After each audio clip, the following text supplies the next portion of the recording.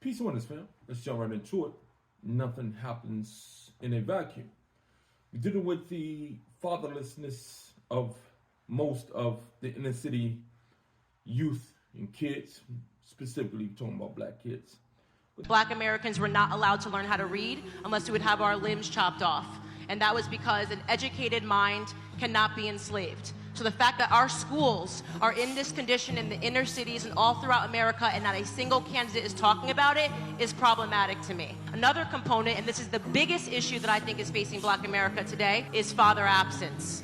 We have children that are growing up without their fathers in the home, and that is being incentivized by the government right now via the welfare system. When the government says we'll give you more money if you don't marry the father of your children, you are incentivizing bad behavior in our community. What happens when you remove a father from the home? You're 9 times more likely to end up in prison, you're 6 times more likely to drop out of high school, and you're 12 times more likely to lead a life of poverty. Why is nobody talking about father absence, and why do we keep being silenced when we actually do? This is nothing new.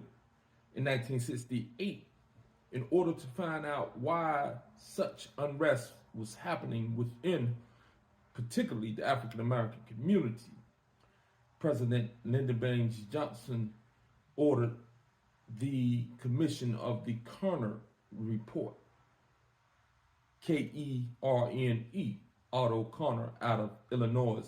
I believe he was a senator.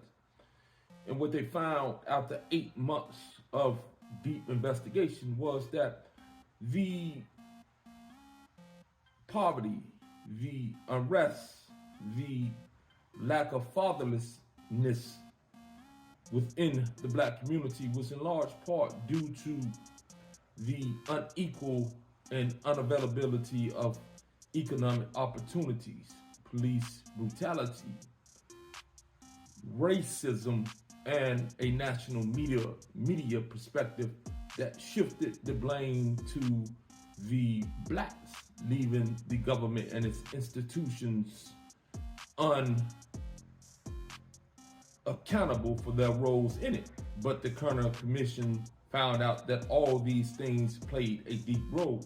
The racist institutions, the racism, the lack of economic opportunities. And this led to a lot of fatherlessness and the implementation of welfare, which incentivized the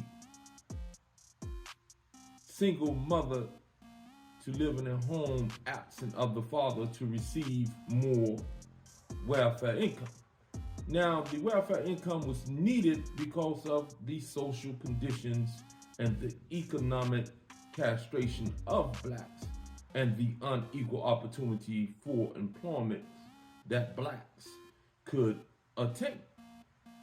But it became a crutch because they weaponized the use of welfare to convince the mothers to exclude the father from living in the house. Therefore, they receive more money.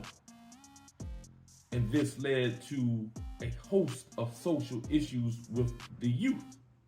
So the government weaponized the supposedly beneficial program of welfare to remove black fathers from the household in order for the mother to receive more aid in order to take care of her and the child.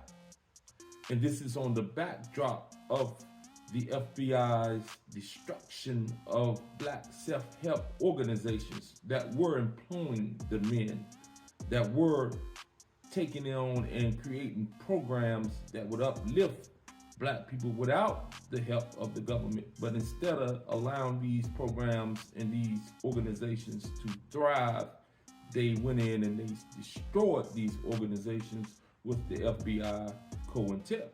This is some of the things that we are experiencing the after effect of, meaning we are experiencing 50 years, 55 years later, the results of not just the 1960s, but also the 250 years of chattel slavery, as well as the 100 years of Jim Crowism that led us right into the 1960s.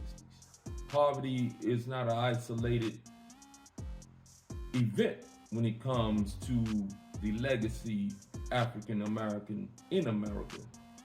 So we must deal with the problem not just from the aspect of individuals who have become lazy, because many have, but from the aspect that this government created an issue that is reverberating to this day. What are the solutions? We must have solutions. Sending you peace and always love.